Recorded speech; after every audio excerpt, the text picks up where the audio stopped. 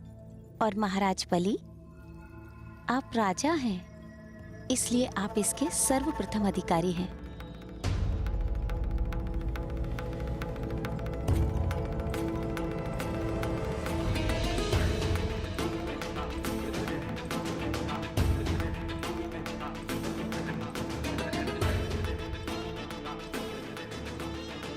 रुक जाओ देवी।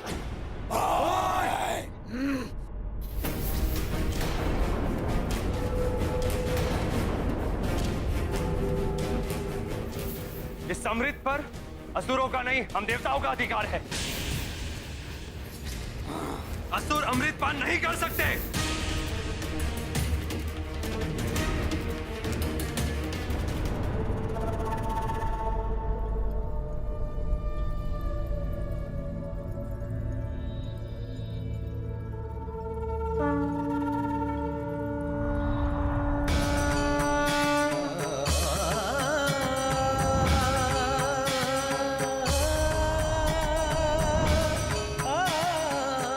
प्रभु श्री नारायण हरि इस रूप में?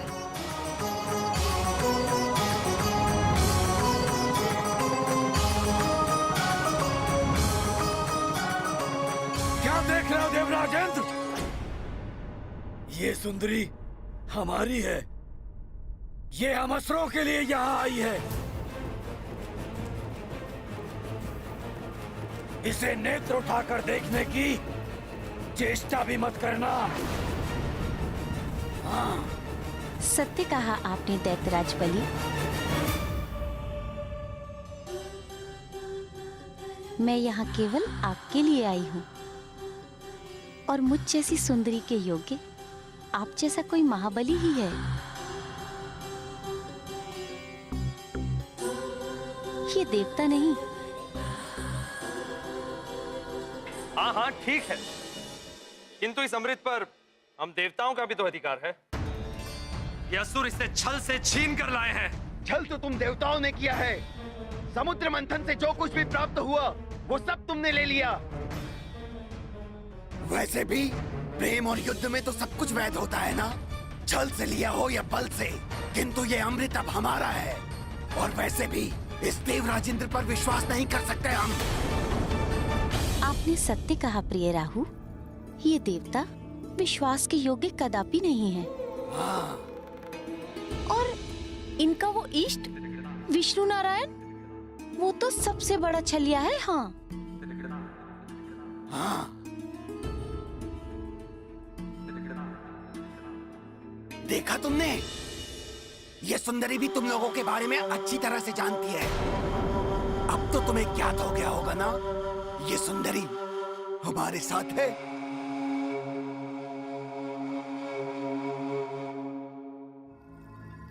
किंतु राहु जी, इन देवताओं ने भी समुद्र मंथन में श्रम करके ही अमृत प्राप्त करने के लिए बहुत योगदान दिया है। मैं तो कहती हूँ इन्हें थोड़ा अमृत दे ही देते हैं।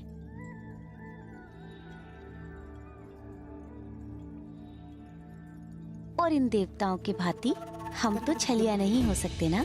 हाँ।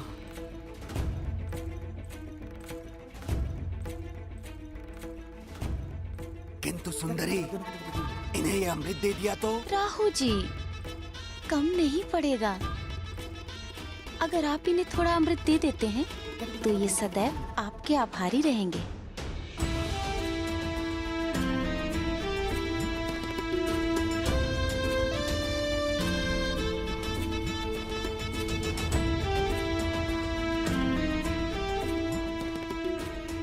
तो क्या कहते हैं आप महाराज बलि? हाँ हाँ ठीक है, दे देंगे इन्हें।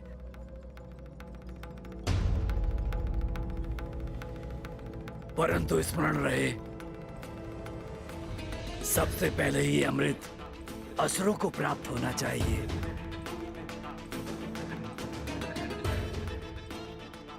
दैत्यराज बलि ने कह दिया है तो मैं भी अपने राजा की बात से सहमत हूँ।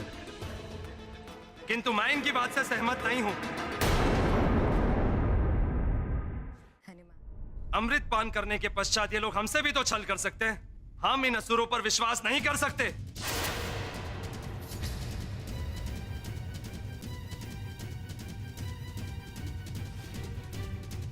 देवराज इंद्र, अमृत तो तभी बटेगा जब सर्वप्रथम हम असुर इसका पान करेंगे, अन्यथा इस अमृत का बंटवारा नहीं होगा। हम ऐसा कदापि नहीं होने देंगे। हम ऐसा नहीं होने देंगे। अमृत सब में बटेगा। हम ऐसा कदापि नहीं होने देंगे। नहीं होने देंगे हम ऐसा। नहीं होने देंगे हम ऐसा कदापि नहीं होने देंगे।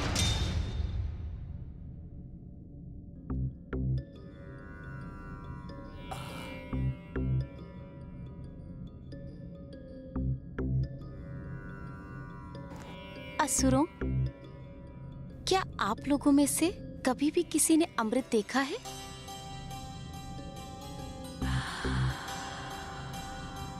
नहीं।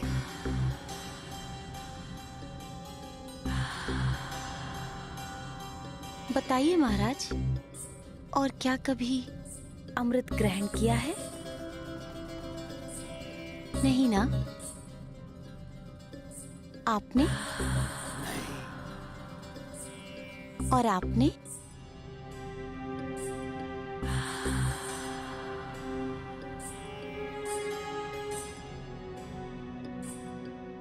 तो महाराज, हम आपसे यही कह रहे हैं कि आप लोगों ने कभी अमृत ग्रहण नहीं किया, इसलिए आप ये मूर्खता कर रहे हैं कि आप अमृत पहले पीना चाहते हैं।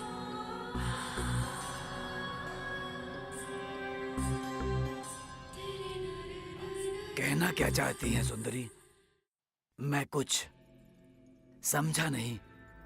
महाराज, हम जब भी अमृत को किसी पात्र में रखते हैं तो उसका ऊपरी हिस्सा जल के समान पतला हो जाता है और उसके नीचे तली वाले हिस्से में गाढ़ा अमृत रहता है, और वही गाढ़ा अमृत प्राणियों को अमर करता है, और ऊपरी भाग का जल के समान अमृत ज्यादा प्रभावकारी नहीं होता। अच्छा, तो ये बताओ कि तुम ये गाढ़ा अमृत हमें ही क्यों पिलाना चाहती हो? इसलिए मेरे प्रिय राहु, ताकि आप सब असुर अमर हो जाएं, ताकि आप पाताल से निकल के स्वर्ग पहुंच जाएं।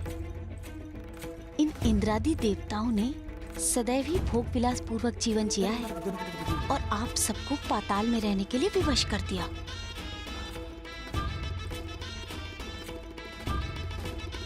हम आपके लिए न्याय चाहते हैं महाराज, और आपके लिए भी।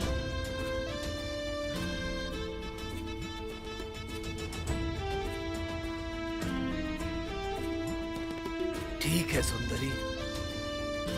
असुरो, मुझे इस सुंदरी मोहिनी की बातों पर पूर्ण विश्वास है। मैं तुम्हारा राजा बलि ये आदेश देता हूं कि अमृत का बंटवारा सुंदरी मोहिनी के कहे अनुसार ही होगा।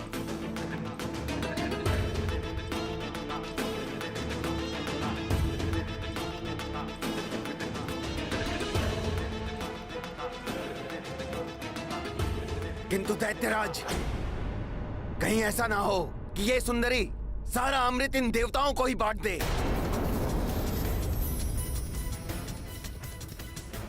ठीक है, तो मैं नहीं बांटती अमृत। मैं तो यहाँ इसलिए आई थी ताकि अमृत जैसी दुर्लभ वस्तु को सब में एक समान बांट सकूं। कहीं आपकी छीना झपटी में अमृत व्यर्थ हो जाता तो? ये लीजिए अपना अमृत कलश, आप ही बांट लीजिए सब में अमृत।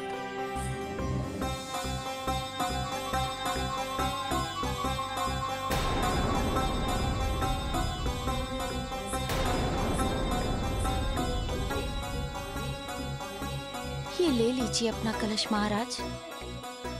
मैं चलूं?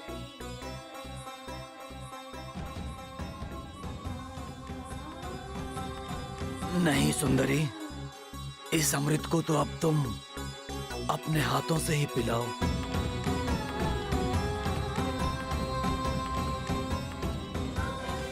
हाँ हाँ, और तभी हम इसे ग्रहण करेंगे।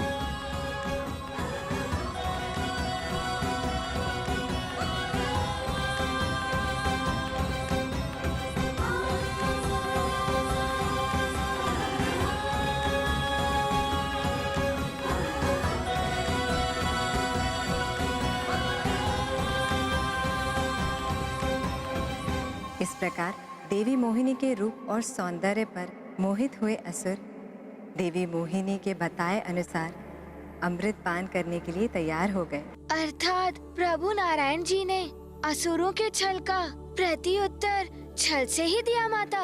हनुमान, संसार को संकट से बचाने के लिए प्रभु श्री हरि को छल का आश्रय लेना ही पड़ा। जगत कल्याण के लिए किया हुआ कार्य भले ही छल से हो या बल से सदैव ही उचित होता है हनुमान। माता, उसके पश्चात तो सारा अमृत देवताओं को ही प्राप्त हो गया होगा। नहीं पुत्र, अभी भी एक रोचक मोड़ आने वाला है कथा में। छल करना जिनका स्वभाव बन जाता है वे छल किए बिना नहीं रहते।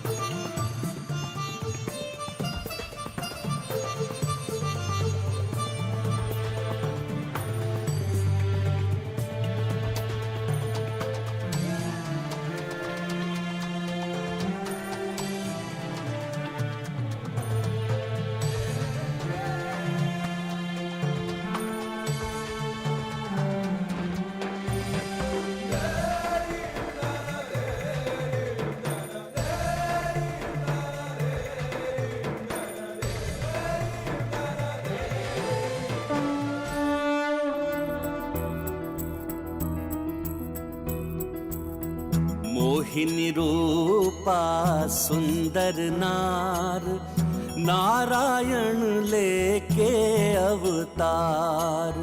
रूप से राक्षस वश में आए, अमृत कलश हरि हथियाए।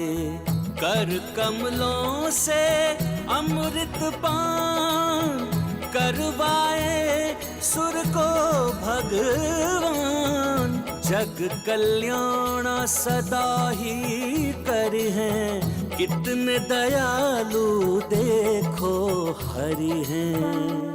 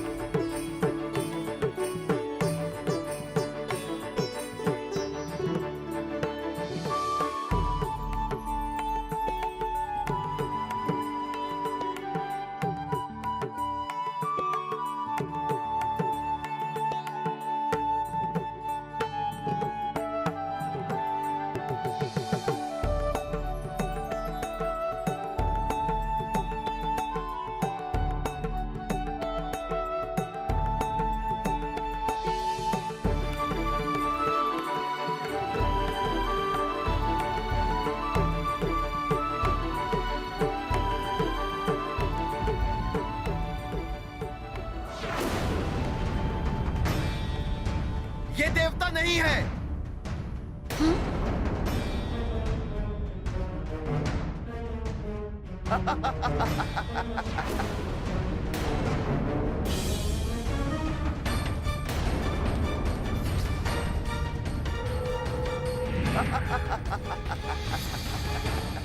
राहु, छल? छल।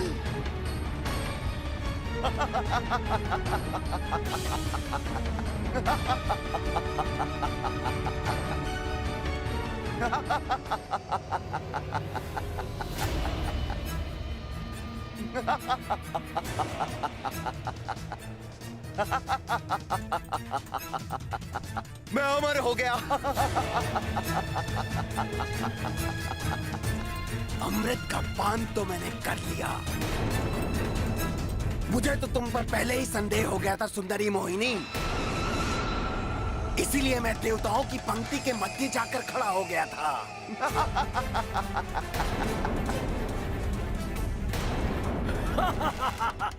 छल? अब मेरा कोई अहित नहीं कर सकता। अमृत तो प्राप्त हो गया है मुझे, अमर हो गया हूँ मैं, अमर।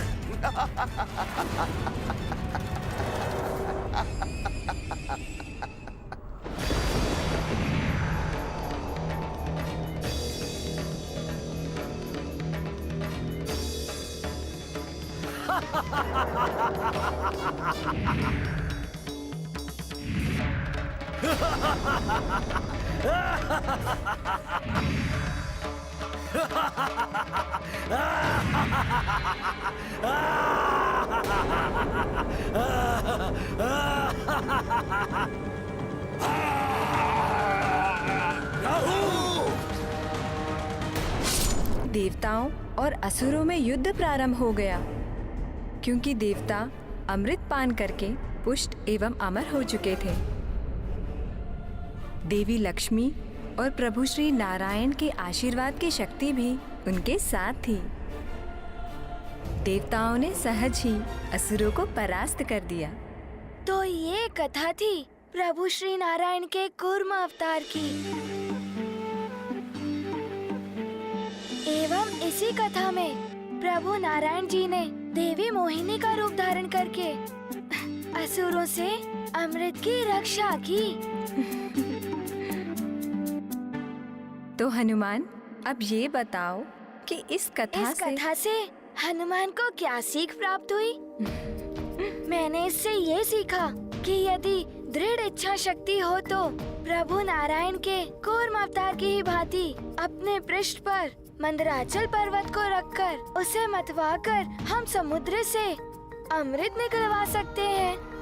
छल से किए गए कार्य का दुष्परिणाम उसे भोगना ही पड़ता है, माता, जैसे उस राहु ने भोगा था। सत्य कथन है हनुमान। किंतु माता, प्रभु श्री हरि के देवी मोहिनी के अवतार के बारे में सोचकर हनुमान अत्यंत उतावला हो रहा है। ये बाल सुलभ उतावलापन है हनुमान। आओ मेरे साथ प्रभु मोहिनी के अवतार की स्तुति गाओ, तुम्हारा मन शांत हो जाएगा। अवश्य माता। ये गाथा महाबली हनुमत की, रुचिकर लीला राम भगत की। जय जय जय रघुनंदन राम, जय जय जय महाबली हनुमान।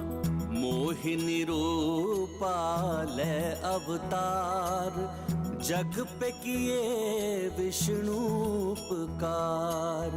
अमृत राक्षस से ले लीन हो, और देवगण को दे दीन हो। संकट बेला जब आए, तब नारायण उबराए।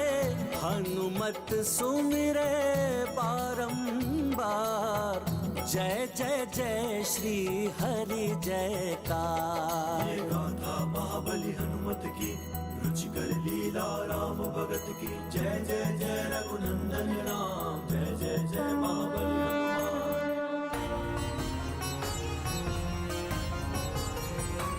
हनुमान, अब तुम्हारा मन शांत हो गया ना हनुमान? हाँ माता। तो तुम अब प्रभु श्री नारायण के अगले अवतार के बारे में जानने के लिए प्रस्तुत हो? हाँ माता, शीघ्र बताइए ना, प्रभु श्री नारायण ने तृतीय अवतार कौन सा धारण किया और उनके तृतीय अवतार की कथा क्या थी? प्रभु श्री नारायण का तृतीय अवतार था वराह अवतार। जो उन्हें सतयुग में ही धारण करना पड़ा। वराह अवतार, ये प्रभु नारायण का बड़ा ही भयानक अवतार हुआ होगा ना माता? हाँ हनुमान, भयानक हिंसक शुकर जिसकी दाढ़ से निकले हुए दंत शत्रु के लिए काल के समान होते हैं। शीघ्र बताइए ना माता, फिर क्या हुआ था? प्रभु को ऐसा अवतार क्यों लेना पड़ा? इस कथा का सूत्रपात तब हुआ जब 4 बाल ऋषि भगवान विष्णु से मिलने वैकुंठ के द्वार पहुँचे। 4 बाल ऋषि अर्थात वो बालक थे माता? हनुमान, ये 4 बाल ऋषि ब्रह्मा जी के 4 मानस पुत्र हैं, जिनका नाम है सनक, सनंदन, सतातन एवं सनत कुमार। इनकी आयु तो अधिक है, किंतु ये सनकादिक ऋषि अपने तपोबल से बाल रूप में ही रहते हैं। ये चारों ऋषि वैकुंठ के द्वार पर पहुँचे।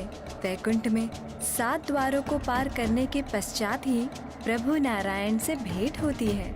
वे चारों ऋषि वैकुंठ के 6 द्वार पार करके जब 7वें द्वार पर पहुँचे,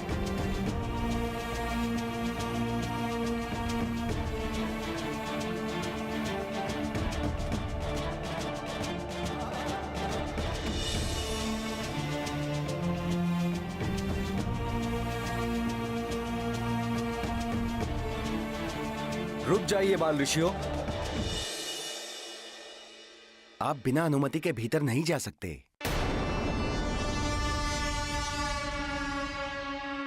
देखिए, हम चारों संकादिक ऋषि हैं। मैं सनक, ये सनातन, ये सनंदन और यह सनत कुमार। हम प्रभु हरि से मिलने आए हैं। कृपया हमें भीतर जाने दें। प्रतीत होता है कि आप चारों बालक भूल से इस ओर चले आए हैं। ये कोई क्रीड़ा स्थल नहीं, वैकुंठ है। हमें ज्ञात है कि ये वैकुंठ है और आप दोनों वैकुंठ के द्वारपाल जय और विजय हैं। देखिए, हमें प्रभु श्री हरि के दर्शन कर लेने दीजिए। ये समय प्रभु के विश्राम का है। हम उनके विश्राम के समय में कोई विपदा नहीं डाल सकते। यदि आपको प्रभु से भेंट करनी है तो आपको प्रतीक्षा करनी होगी। उचित है, तो हम यही उनकी प्रतीक्षा कर लेते हैं। प्रभु के विश्राम करने की बात सुनकर चारों बाल ऋषि वैकुंठ के द्वार पर ही बैठकर ध्यान लीन हो गए। दिन व्यतीत हो रहे थे, किंतु वे उसी प्रकार प्रतीक्षा में बैठे रहे।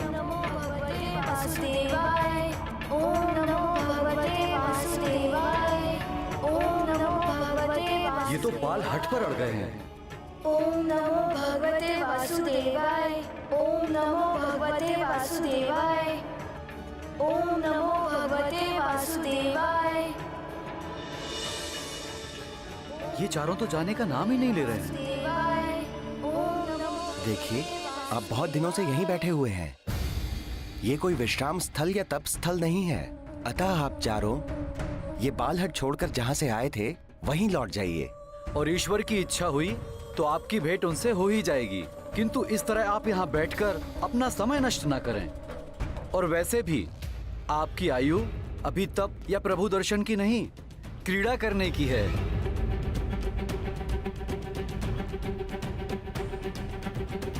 देखिए, हम बड़े मनोयोग से प्रभु दर्शन को आए हैं।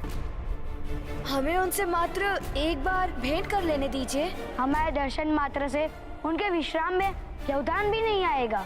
यदि उन्हें हमारे बारे में ज्ञात होगा तो वे हमसे भेंट करने से भी मना नहीं करेंगे। और बस आप एक बार उनसे हमारे आगमन की सूचना तो दीजिए। फिर वही बाल स्वभाव की चपलता। मैंने कहा ना, आप उनसे नहीं मिल सकते। और वैसे भी बालकों के लिए उनके पास समय नहीं है। यदि आप कहें तो हम आपके लिए उत्तम भोजन की व्यवस्था कर दें। यदि वो भी कम हो तो क्रीड़ा के लिए आपको दिव्य खिलौने मंगवा कर दे दें। अपमान कर रहे हैं आप हम ऋषियों का। बस बस, बहुत हुआ ऋषि महाराज। जहाँ से आए हैं वहीं लौट जाइए। बस, बहुत कर लिया आपने हमारा अपमान।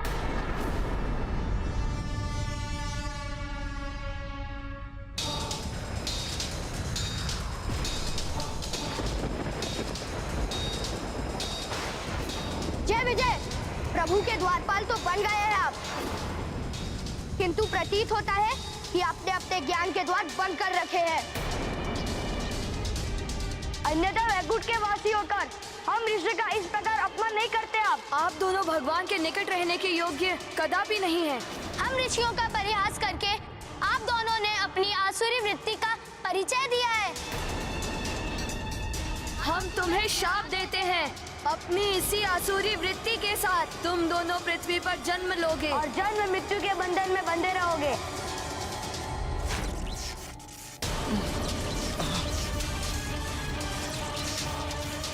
ये सहसा क्या हो गया?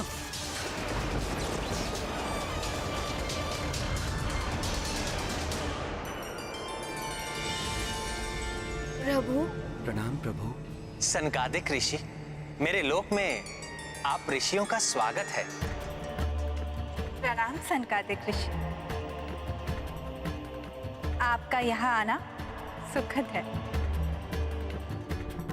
मेरे द्वारपालों के अभद्र व्यवहार के लिए मैं आप सबसे क्षमा का प्रार्थी हूँ ऋषि। प्रभु, क्षमा मांगकर हमें लज्जित ना करें। इन द्वारपालों ने जो किया अज्ञानता वश किया। प्रभु, हमसे बहुत बड़ी भूल हो गई। हम ऋषिवरों की तेजस्विता को नहीं पहचान पाए प्रभु। हमने बालक समझकर इनसे अभद्रता की, जिसके फलस्वरूप हम इनके श्राप के भागी हो गए हैं।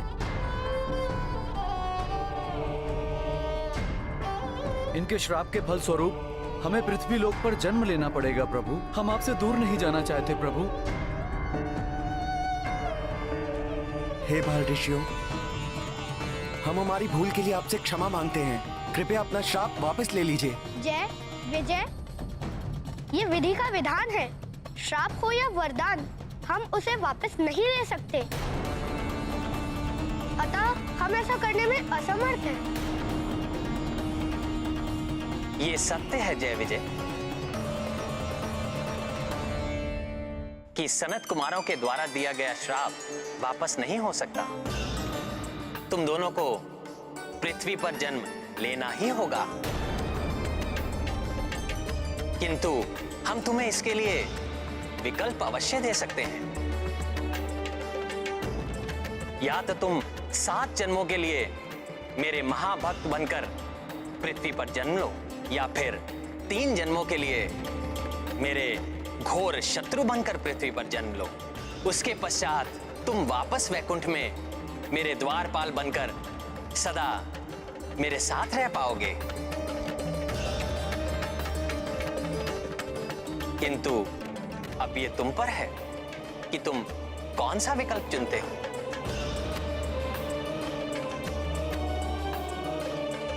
प्रभु, हम 7 जन्मों की लंबी अवधि के लिए आपसे दूर रहने का सोच भी नहीं सकते। अतः 3 जन्मों की सीमित अवधि तक भले ही हमें आपका घोर शत्रु बनकर रहना पड़े, हमें यही विकल्प स्वीकार है प्रभु। हाँ प्रभु, 3 जन्मों के पश्चात तो हमें आपके पवित्र चरणों की सेवा करने का अवसर प्राप्त होगा। तथास्तु। माता, वैकुंठ के द्वारपाल जय विजय किस प्रकार उन 3 जन्मों में श्री हरि नारायण प्रभु विष्णु जी के शत्रु बने? कौन थे वो प्रभु के 3 शत्रु? बताती हूँ, तुम्हारा मन शांत हो जाएगा। माता, शीघ्र बताइए ना। हनुमान जाने के लिए बहुत अधीर हो रहा है कि श्रापित होने के उपरांत उन 3 जन्मों में जय विजय ने कौन से रूप लिए। हनुमान जाने के लिए बहुत अधीर हो रहा है कि श्रापित होने के उपरांत उन 3 जन्मों में जय विजय ने कौन से रूप लिए। पुत्र, उनके तो 2 जन्म हो भी चुके हैं। उनका तृतीय जन्म आगामी युग अर्थात द्वापर युग में शिशुपाल और दंतवक्र के रूप में होना निश्चित है, और इस त्रेता युग में असुर सम्राट रावण और उनके भाई कुंभकर्ण के रूप में उन्होंने जन्म ले लिया है। अच्छा माता, तो अपने प्रथम जन्म में वो कौन थे? श्रापित होने के पश्चात सतयुग के मध्य में ही उनको गर्भ में धारण कर उनको जन्म देने वाली माता थी ऋषि कश्यप की पत्नी दिति ने जय विजय के रूप में श्री नारायण के शत्रु हिरण्यकश्यपु और हिरण्याक्ष को जन्म दिया। धैर्य रखो प्रिय, धैर्य रखो। आयु के साथ साथ उनकी आसुरी वृत्तियों में भी वृद्धि होने लगी। हिरण्यकश्यपु और हिरण्याक्ष ने अत्यंत क्रूर असुरों का रूप ले लिया। अर्थात वो निर्दोष जीवों को कष्ट देने लगे माता। हाँ पुत्र, अपने इसी स्वभाव के कारण उनका व्यवहार जगत पालक प्रभु विष्णु जी के प्रति शत्रुतापूर्ण था। छोटा भाई हिरण्याक्ष तो सदैव उपद्रव करने के लिए आतुर रहता था। धर्मपरायण और सत्यनिष्ठ व्यक्तियों को सताना, किसी का भी वध कर देना जैसे क्रीड़ा कर रहा हो। अकारण युद्ध के लिए सदैव तत्पर रहना, ऐसे दुष्कर्म थे उसके।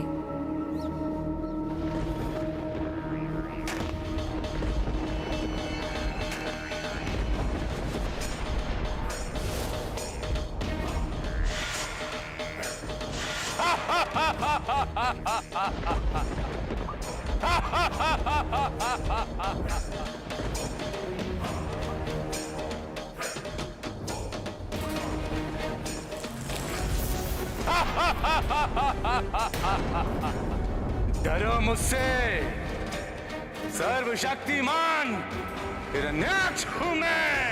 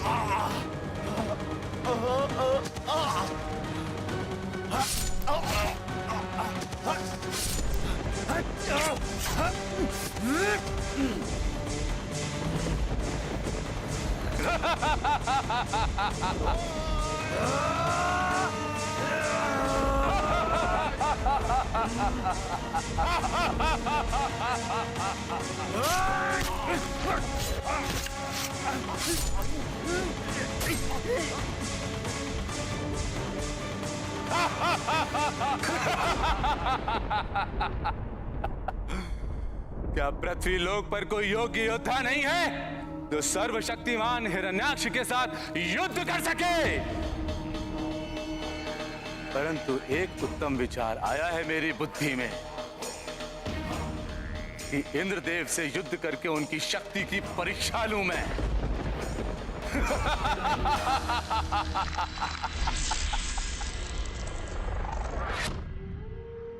इंद्रदेव बाहर निकलिए, मैं सर्वशक्तिमान हिरण्याक्ष आपको युद्ध की चुनौती देता हूं।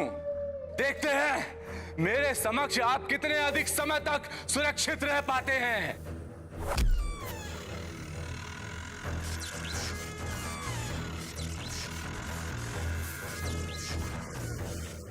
उद्दंड असुर, इंद्रलोक पहुंचकर देवराज इंद्र को चुनौती देने का दुस्साहस कैसे किया तुमने? चुनौती तो प्रारंभ मात्र है इंद्रदेव। मैं अपनी शक्ति से आपको धूल दूसरित कर दूंगा। यदि आप में शक्ति और साहस है तो युद्ध करिए मुझसे। सर्वशक्तिमान हिरण्याक्ष के समक्ष कुछ अवधि तक तो टिक कर दिखाइए।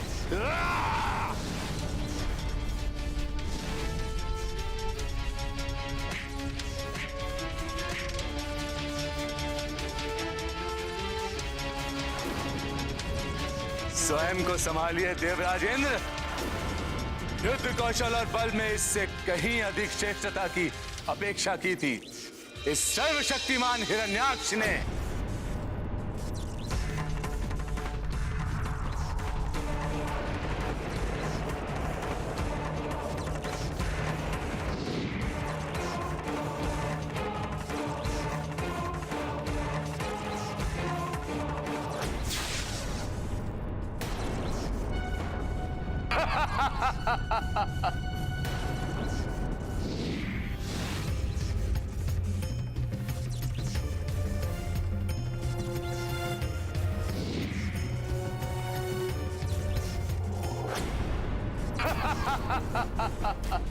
डरो मुझसे, मैं सर्वशक्तिमान हिरण्याक्ष हूँ।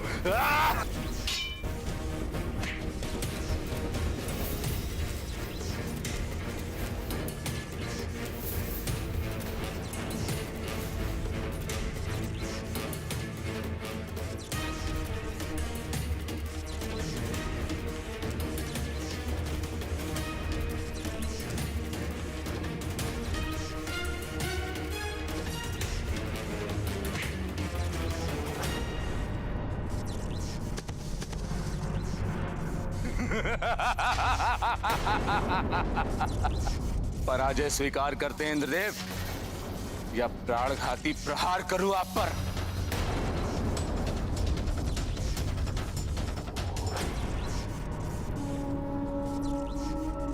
डरो मुझसे, डरो मुझसे, डरो मुझसे, डरो मुझसे। सर्वशक्तिमान, सर्वशक्तिमान, शक्तिमान, शक्तिमान। हिरण्याक्ष हूं मैं, हूं मैं।